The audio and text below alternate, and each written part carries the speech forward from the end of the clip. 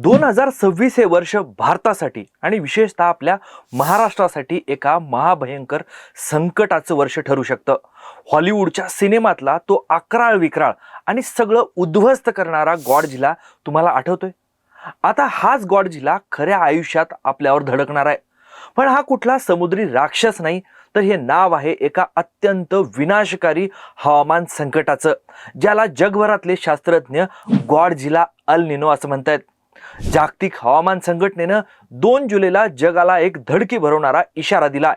त्यांच्या ताज्या इशाऱ्यानुसार नोव्हेंबर 2026 पर्यंत प्रशांत महासागरात हा गॉडझिला अल निनो पूर्ण ताकदीनं धडकण्याची 90% जास्त दाट शक्यता निर्माण झाली आहे. पण मग प्रशांत महासागरात असं काही होण्याशी आपला काय संबंध, असा तुम्हाला प्रश्न पडेल. तर आपला थेट संबंध आहे. जर हा गॉडझिला आला तर तो सोबत घेऊन येणार आहे महाभयंकर असा दुष्काळ, अंगाची लाही लाही करणारी जीवघेणी उष्णतेची लाट आणि दुसरीकडं अनपेक्षित असा विनाशकारी पूर असणार आहे. तुम्हाला 2015 साल आठवत असेल, तेव्हा अल निनो सक्रिय झाल्यामुळं पावसानं दडी मारली होती आणि दुष्काळ, कर्जबाजारीपणा यामुळं अवघ्या 5-1 महिन्यातच आपल्या महाराष्ट्रातील 4000हून जास्त शेतकऱ्यांना आत्महत्या करावी लागली होती, जीव द्यावा लागला होता. आता तर 2026 मध्ये येणारा हा गॉडझिला म्हणजे इतिहासातला सगळ्यात शक्तिशाली विनाशकारी असा अल निनो असू शकतो, अशी भीती तज्ज्ञांकडून व्यक्त केली जाते. त्यामुळेच अल निनो म्हणजे काय, गॉडझिला अल निनो काय आहे, दोघात काय फरक असतो, जगावरचं हे विनाशकारी महाभयंकर असं संकट कसं काम करतं, आपल्या शेतीवर, खिशावर याचा कसा हल्ला होणार आहे, आणि सगळ्यात महत्त्वाचं म्हणजे या गॉडझिलापासून आपलं रक्षण देखील होऊ शकतं भारताचं. म्हणजे तर ते रक्षण करणारे 2 फॅक्टर काय आहेत, हेच आज सगळं आपल्या साधं सोपं मध्ये समजून घेणार आहोत. त्यामुळे व्हिडिओ शेवटपर्यंत बघा. आणि तुम्ही अजूनपर्यंत टीओडी मराठीला यूट्यूबवर सबस्क्राईब केलं नसेल तर प्लीज लगेच सबस्क्राईब करा. नमस्कार, मी सदानंद घायल, तुम्ही बघताय टीओडी मराठी. संयुक्त राष्ट्राशी संलग्न जागतिक हवामान संघटनेनं संपूर्ण जगाची झोप उडून टाकणारा अहवाल जगासमोर मांडलाय. जागतिक हवामान संघटनेच्या सरचिटणीस सेलेस्टे सॉलो यांनी मंगळवारी 2 जूनला पत्रकार परिषद घेऊन अल निनो संदर्भात गंभीर इशारा दिलाय. मग जागतिक हवामान संघटनेने नेमका इशारा काय दिलाय, तर संयुक्त राष्ट्राच्या ताज्या हवामान अंदाजानुसार जून ते ऑगस्ट या दरम्यान प्रशांत महासागरामध्ये अल निनो तयार होण्याची तब्बल 80% शक्यता आहे. तर नोव्हेंबर 2026 पर्यंत तो टिकून राहण्याची शक्यता 90%हून अधिक आहे. BBC न्यूजच्या मते हा अल निनो आतापर्यंतच्या इतिहासातला सगळ्यात शक्तिशाली टप्प्यांपैकी एक असू शकतो. यालाच काही शास्त्रज्ञ सुपर अल निनो किंवा गॉडझिला अल निनो असं देखील म्हणत आहेत. गॉडझिला हे नाव हॉलिवूड सिनेमातल्या एका महाभयंकर, अवाढव्य, अक्राळ विक्राळ आणि विनाशकारी प्राण्यावरून देण्यात आले, जे या संकटाची, हवामान संकटाची भीषणता दर्शवण्यासाठी देखील पुरेसा आहे. मग अल निनो आणि गॉडझिला अल निनो यात नेमका फरक काय, तर अल निनो हा स्पॅनिश शब्द असून त्याचा अर्थ द लिटल बॉय, छोटा मुलगा असा होतो. पण छोटा मुलगा संपूर्ण जगासाठी अत्यंत वाईट बातमी घेऊन येतो. काय आहे ही वाईट बातमी, तेच आता आपण साध्या सोप्या शब्दामध्ये समजून घेणार आहोत. सामान्य परिस्थितीत आपल्या पृथ्वीवर ट्रेड विंड्स म्हणजेच व्यापारी वारे हे पूर्वेकडून पश्चिमेकडे वाहतात. हे वारे प्रशांत महासागरातील सूर्यामुळे गरम झालेले पृष्ठभागावरील पाणी ढकलत ऑस्ट्रेलिया आणि आशिया खंडाच्या किनाऱ्याकडे आणतात. गरम पाण्यामुळं तिथं बाष्पीभवन होतं, ढग तयार होतात आणि ऑस्ट्रेलियासह आपल्या भारतात मुसळधार पाऊस पडायला सुरुवात होते. पण जेव्हा अल निनोचं वर्ष येतं किंवा अल निनो सक्रिय होतो, तेव्हा हे व्यापारी वारे अत्यंत कमकुवत होतात, कमजोर पडतात. त्यांच्यात समुद्राचं पाणी पुढे ढकलण्याची जी काही ताकद असते तीच उरत नाही. आणि या सगळ्याचा परिणाम म्हणून हे गरम पाणी प्रशांत महासागरात दक्षिण अमेरिकेच्या किनाऱ्याजवळच साचून राहतं. त्यामुळं पावसाचे ढग हे भारताकडे न येता दक्षिण अमेरिकेकडेच बरसतात आणि भारतावर दुष्काळाचं सावट निर्माण होतं. मग याला गॉडझिला का म्हणतात, तर जेव्हा प्रशांत महासागराच्या पृष्ठभागाचं तापमान हे दीर्घकालीन सरासरीपेक्षा तब्बल 2 अंश सेल्सिअसनं वाढतं, तेव्हा शास्त्रज्ञ त्याला सर्वात वरच्या श्रेणीत म्हणजेच गॉडझिला अल निनो असं संबोधतात. गेल्या 50 वर्षात जगात असा प्रकार फक्त 4 वेळाच घडलाय. मग गॉडझिला अल निनोचा रक्तरंजित इतिहास काय? भूतकाळात या संकटानं किती हाहाकार माजवलाय हे समजून घेणं इथं महत्वाचं आहे.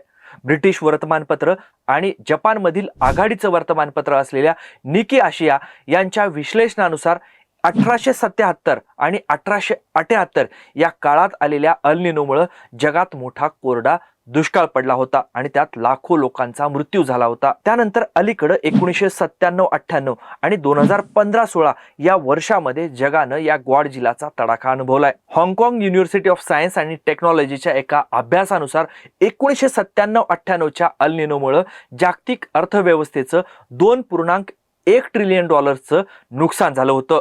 अमेरिकन हवामान अभ्यासक ख्रिस्टोफर कॅलाहान आणि जस्टिन मॅकनिन यांच्या मते नुकत्याच सुरू झालेल्या अल निनोमुळे पुढील 5 वर्षात जगाला तब्बल $3.4 ते $5.7 ट्रिलियन फटका बसू शकतो. 2015 मधल्या अल निनोची आठवण काढली तर आजही आपल्या महाराष्ट्रातल्या शेतकऱ्यांच्या अंगावर काटा येतो. कारण त्या वर्षी संपूर्ण भारतात सरासरीपेक्षा 14% कमी पाऊस झाला होता. पण महाराष्ट्रातील काही भागात पावसाची ही तूट तब्बल 40% गेली होती. म्हणजे 40% पाऊस कमी झालेला होता. 2015च्या पहिल्या 5 महिन्यातच एकट्या महाराष्ट्रात आपल्या 4000हून जास्त शेतकऱ्यांनी दुष्काळ आणि कर्जबाजारीपणाला कंटाळून आत्महत्या केल्या होत्या. शेजारच्या मध्य प्रदेशातही 1000पेक्षा जास्त शेतकऱ्यांचे जीव गेले होते, शेतकरी बळी गेले होते. मग जगावर या संकटाचा काय परिणाम होणार आहे? तर हे संकट फक्त भारतापुरतं मर्यादित नाही. फिलिपाईन्स मधील बोटोलान इथं राहणारे शेतकरी फ्रायलन डिलाग यांनी निकी आशियाला सांगितलं की त्यांच्याकडे यंदा वेळेत पाऊस न झाल्यामुळं जमिनीला भेगा पडल्यात आणि यंदा त्यांना शेतीतून केवळ 50%च उत्पन्न मिळण्याची देखील भीती आहे. द टेलिग्राफच्या बातमीनुसार अल निनो जागतिक अन्न साखळीला प्रचंड मोठा धोका पोहोचवतो. सध्या इराण युद्धामुळे होर्मुझची सामुद्रधुनी बंद असल्यासारखी स्थिती आहे. तिथून जगातील 1/3 खताची वाहतूक होते. अशा वेळी खताची टंचाई आणि गॉडझिला अल निनो एकत्र आल्यास अन्नधान्याचं उत्पन्न प्रचंड घटू शकतो. म्हणजेच अन्नधान्याची मोठी टंचाई निर्माण होऊ शकते. हे एक प्रकारचं जीवघेणं कॉम्बिनेशनच आहे. याच हवामान बदलाच्या संकटामुळे जगभरात मोठ्या प्रमाणावर स्थलांतर आणि युद्धाचा भडका उडतो असा इतिहासही आहे. द टेलिग्राफशी बोलत असताना ऑक्सफर्ड युनिव्हर्सिटीचे प्राध्यापक पॉल बेहरेन्स यांनी सांगितलं की 2006 ते 2010 या दरम्यान सिरियामध्ये पडलेल्या दुष्काळामुळे शेती अक्षरशः उद्ध्वस्त झाली होती. परिणामी 15 लाख सिरियन नागरिकांना गावाकडून शहराकडे स्थलांतर करावं लागलं. याच असंतोषातून सिरियात भीषण अशा गृहयुद्धाचा भडका उडाला आणि 13 लाख सिरियन नागरिकांना युरोपमध्ये निर्वासित होऊन पळून जावं लागलं. म्हणजे एक प्रकारचं हे स्थलांतर होतं. येमेन, आफ्रिकेतील साहिल प्रदेश आणि दक्षिण सुदान यासारख्या आधीच अस्थिर असलेल्या देशांमध्ये अल निनोमुळे यंदा भीषण असं अन्न आणि पाण्यासाठीचा संघर्ष होऊ शकतो. तो संघर्ष रक्तरंजित होऊ शकतो असा इशाराही तज्ज्ञांनी दिलाय. सध्या सगळीकडे एआयचा बोलबाला आहे. एआयची चर्चा आहे. हवामान बदलाच्या या संकटात एआय हे आगीत तेल ओतण्यासारखंच काम करते. कारण कोरड्या दुष्काळामुळे प्रचंड पाणी टंचाई निर्माण होऊ शकते आणि आर्टिफिशियल इंटेलिजन्स चालवणाऱ्या डेटा सेंटर्सना प्रचंड पाणी लागतं. कारण ह्या डेटा सेंटर्सना थंड ठेवावं लागतं आणि त्यासाठी पाण्याची गरज असते. मलेशियासारख्या देशात धरणातलं पाणी आताच 10% खाली गेले. पाणीच नसेल तर मग ही डेटा सेंटर्स कशी चालणार आणि एआयचं हे गणित कसं सुटणार हा प्रश्नच आहे. मग या गॉडझिला अल निनोचा शेतीवर काय परिणाम होणार आहे? तर 2026 हे भारतासाठी अत्यंत कठीण असं वर्ष ठरू शकतं. भारतात आजही 45% शेती ही पूर्णपणे मान्सूनच्या पावसावर अवलंबून आहे. भारतीय हवामान विभागानं यंदा पावसाळ्यात सरासरीपेक्षा 10% कमी पाऊस पडेल असा अंदाज वर्तवलाय. मान्सूनचं आगमन ही आत्ताच 10 दिवसांनी लांबलंय. त्याच वेळी या गॉडझिला अल निनोमुळे उत्तर, पश्चिम आणि मध्य भारतात भीषण दुष्काळ पडण्याची शक्यता आहे. तर हवामानाच्या विचित्र लहरीपणामुळे चेन्नई सारख्या शहरात अचानक अनपेक्षित असा विनाशकारी पूर येऊ शकतो. दिल्ली, बांदा आणि अहमदाबाद सारख्या शहरांमध्ये उष्णतेची जीवघेणी लाठी येऊ शकते. महाराष्ट्रातील कृषी कार्यकर्ते विजय जावंदिया यांच्या मते पावसाच्या याच अनिश्चिततेमुळं महाराष्ट्रातील शेतकरी कापूस लावायचा की सोयाबीन या द्विधा मनस्थितीत अडकलाय. कापसाचं पीक या उकाड्यात थोडं तग धरू शकेल, पण त्याची वाढ संत गतीनं होत असल्यानं शेतकऱ्यांना वर्षातील दुसरं रब्बी पीक घेण्याची संधी मिळणार नाही. HSBCचे अर्थतज्ञ प्रांजूल भंडारी यांनी महागाईबद्दल गंभीर इशारा दिलाय. त्यांच्या मते यंदा उष्णता इतकी वाढेल की केवळ भाज्याच नाही तर तृणधान्य, कडधान्य, तेलबिया आणि अगदी दूध, अंडी, मांस यासारख्या उत्पादनांनाही मोठा फटका बसू शकतो. अन्नधान्याची महागाई ही गगनाला भिडेल आणि या सगळ्यांमध्ये सर्वसामान्यांचे, गरिबांचे हाल होतील. पण या सगळ्यामध्ये वाळवंटात अचानक पाण्याचा झरा सापडावा तसं भारतासाठी दोन आशेचे किरण आहेत. निसर्गातच या सगळ्या संकटावर काही नैसर्गिक उत्तरही दडलेली आहेत. मग भारताचं रक्षण करणारे ते दोन फॅक्टर कोणते आहेत? तर एक आहे इंडियन ओशन डायपोल. याला हिंद महासागराचा अल निनो असंही म्हणतात. हा आयओडी पॉझिटिव्ह म्हणजे सकारात्मक स्थितीत असेल तर अल निनोचा दुष्काळी प्रभाव जो काही आहे तो पूर्णपणे तो खोडून काढू शकतो आणि भारतात चांगला पाऊस पडू शकतो.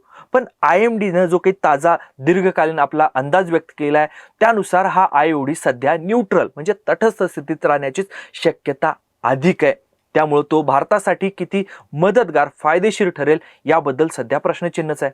आणि दुसरा फॅक्टर आहे मॅडेन जुलियन ऑसिलेशन.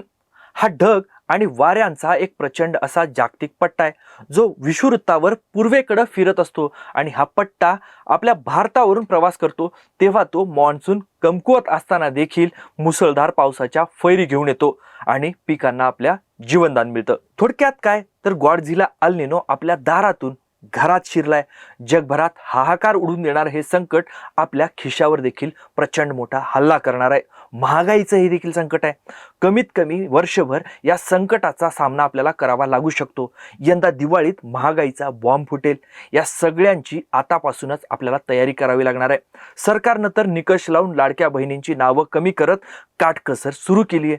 पण या सगळ्या संकटाचा सगळ्यात मोठा फटका हा सर्वसामान्य माणसाच्या खिशाला बसणार आहे.